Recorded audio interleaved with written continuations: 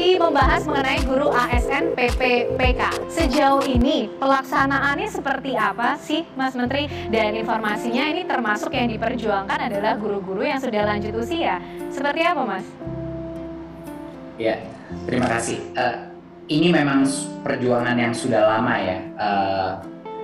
1 tahun yang lalu, mungkin lebih dari 1 tahun yang lalu, kami memutuskan bahwa isu guru honorer ini yang sudah berpuluh-puluh tahun menjadi suatu masalah tanpa ada solusi yang komprehensif, ya, solusi yang bisa benar-benar adil dan seimbang, itu belum ada. Jadi setahun yang lalu kita dan tim memutuskan bahwa ini akan menjadi salah satu bagian daripada program prioritas Merdeka Belajar kita. Karena kalau para guru-guru honorer tersebut yang terbaik dan yang paling layak tidak mendapatkan kesejahteraan yang baik, dia harus memikirkan isi perut mereka dan keluarga mereka daripada memikirkan mengenai pendidikan murid-murid mereka, ya nggak mungkin kita akan punya sistem perbaikan pendidikan yang terakselerasi.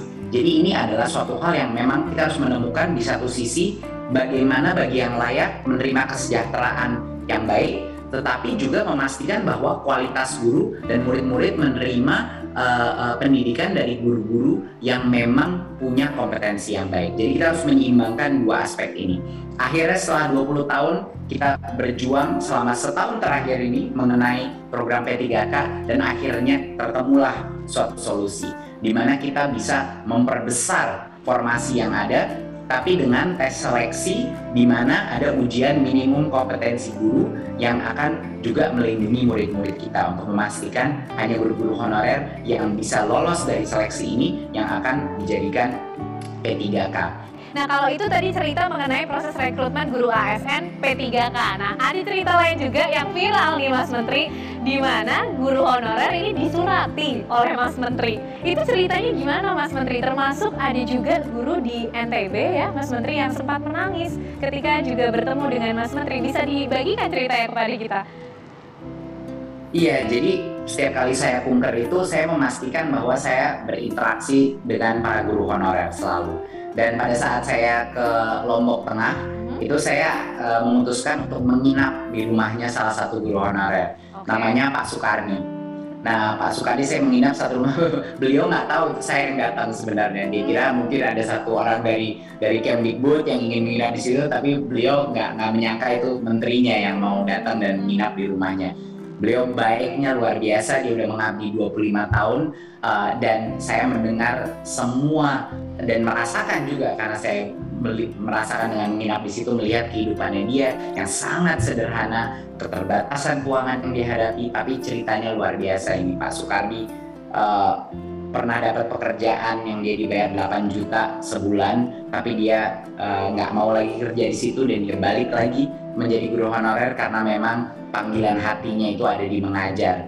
Ada cerita-cerita yang sangat mengharukan seperti waktu dia diberhentikan polisi karena helmnya lagi rusak, dibawa ke kantor polisi bukan untuk ditilang, malah untuk diberikan uang oleh polisinya yang ternyata muridnya dia dulu, itu polisi, dan diberikan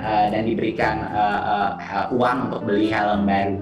Jadi luar biasa cerita yang mengharukan, dan bukan hanya sama waktu saya nginep di rumahnya Pak Sukardi. Saya waktu di Jambi itu tinggal di tengah hutan, saya tinggal di dalam ruang kelas untuk anak suku Rimba. Dan di situ saya berbicara dengan 6 guru honorer yang setiap hari itu masuk ke dalam hutan, kadang-kadang ketemu anaknya, kadang-kadang enggak.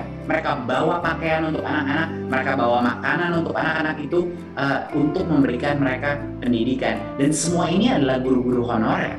Jadi dengan adanya saya langsung datang ke lapangan dan mengalami hidup mereka di lokasi, itu menciptakan suatu perspektif baru bahwa ada guru-guru terhebat dengan pengabdian dan dedikasi yang luar biasa yang gajinya masih 300.000, 500.000, dan dari situlah itu yang menjadi semangat kita untuk membilang stop, ini adalah ketidakadilan, kita harus memberikan bagi yang layak, bagi yang berhasil menunjukkan kompetensinya suatu nafkah yang jauh lebih layak, yang jauh lebih adil.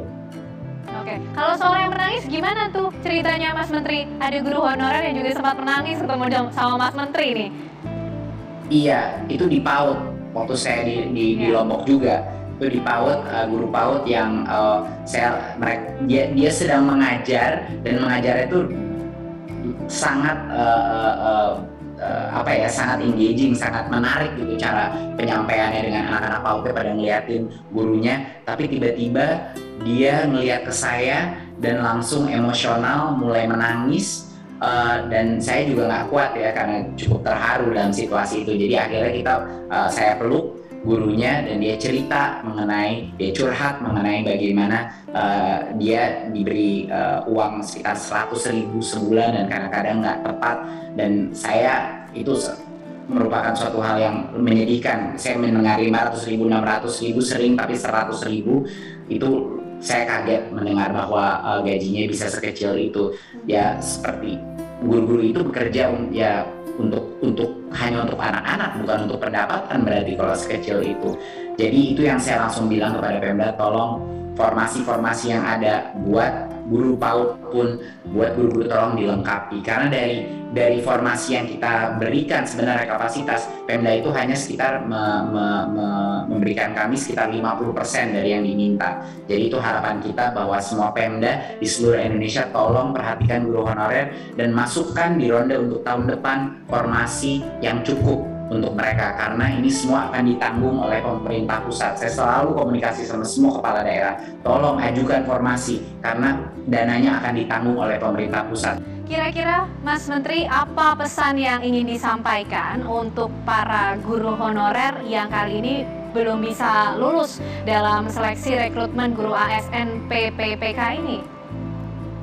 Ya, mungkin saya mau kasih beberapa pesan ya. Saya ingin pertama bagi yang lolos seleksi dan dapat formasi, saya ingin ucapkan selamat, sebesar-besarnya selamat, sudah bisa menjadi P3K.